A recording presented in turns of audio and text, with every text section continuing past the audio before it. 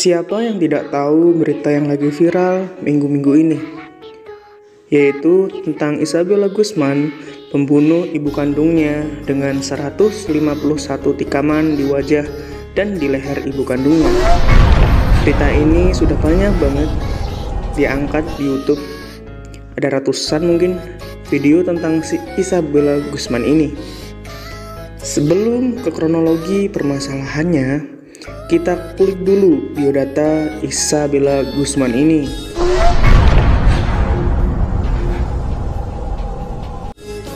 Isabella Guzman bertempat tinggal di Colorado, Amerika Serikat. Sang ibu bernama Yoon Mi Hoy dan suami tiri sang ibu bernama Ryan Hoy.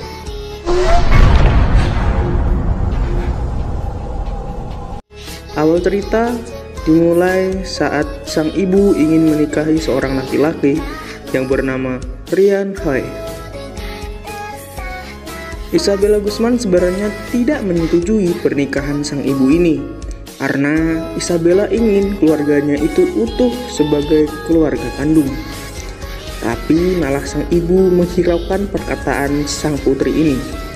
Dan setelah menikah, benar saja Isabella serasa tidak diperhatikan lagi oleh sang ibu. Setiap hari mereka cekcok tidak jelas sampai-sampai putrinya ini melarikan diri dari rumah. Pertengkaran ibu dan anak ini belum selesai sampai di situ saja. Suatu hari Isabella mengirimkan email kepada ibunya yang berisi ancaman. Kurang lebih tulisannya adalah, "Anda akan membayar." Membayar apa nih? Sampai-sampai ibunya ini memanggil 911 ke rumahnya. Sayangnya polisi menghiraukan hal tersebut. Tapi polisi sempat ke rumah ibunya Isabella Guzman ini dan berasumsi bahwa ini hanyalah cekcok biasa antara ibu dan anak. Lalu polisi itu pun pergi. Dan setelah polisi itu pergi, Ryan Hoy memanggil polisi lagi dan berbicara kalau Isabella berada dalam kamarnya. Gue juga nggak tahu ya, apakah saat pihak 911 ini di sana Isabella lagi nggak ada, terus pas polisi ini pergi, baru Isabella Guzman ini kembali lagi ke kamarnya. Gue juga nggak tahu. Sekarang kita akan cerita pas hari kejadiannya.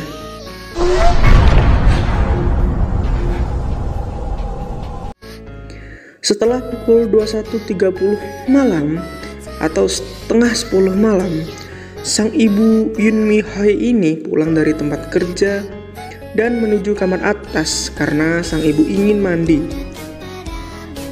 Tak berselang lama, Ryan Hoy, istri dari Yoon Mi Hoy ini, mendengar suara teriakan di dalam kamar mandi istrinya. Dan Ryan Hoy mengaku mendengar suara istrinya yang selalu memanggil namanya terus dengan cara berteriak.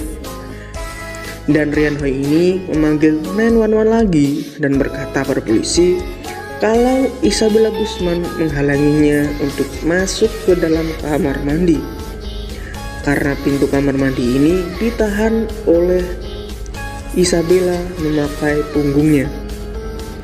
Dan dari lubang bawah pintu kamar mandi, Ryan Hoy melihat bercak darah yang terus mengalir sangat banyak. Karena Ryan Hoy khawatir dengan sang istri, Ryan Hoy pun menelpon 911 dan menceritakannya bahwa Ryan Hoy melihat Isabella Guzman berdiri di ambang pintu sambil memegang sebuah pisau tajam dan melihat istrinya sedang terkapar di dalam kamar mandi.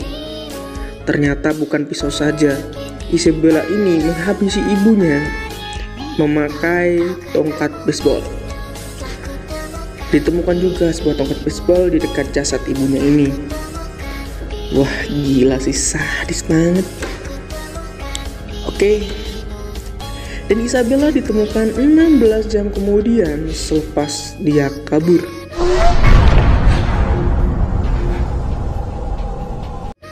Hari persidangan pun dimulai. Isabella pun tampak tersenyum di hari itu. Padahal Isabella habis menikam ibunya dengan 151 tusukan sampai-sampai jasad ibunya ini tidak bisa dikenali sama sekali. Dan pas hari persidangan ini, Isabella divonis tidak bersalah. Kenapa? Kok pembunuh seperti Isabella bisa dibebaskan begitu saja? Isabella ini sebenarnya mengalami suatu penyakit, yaitu skizofrenia paranoia. Semacam stres mungkin, dan kata perawat si Isabella ini, Isabella sering menatap ke ruang hampa dan kadang berbicara sendiri dan juga tersenyum pun sendiri.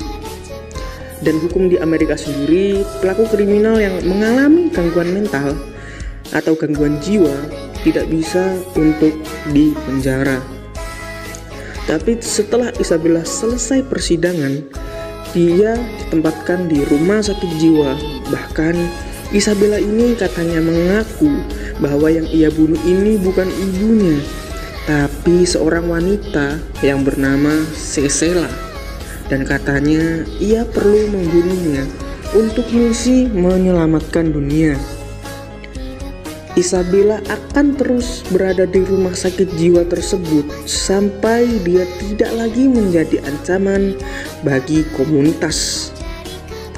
Dan mungkin jika suatu hari Isabella sadar, mungkin 23 Agustus 2013 adalah hari dimana hari buruk bagi Isabella Guzman ini, karena telah membunuh sang ibu secara brutal.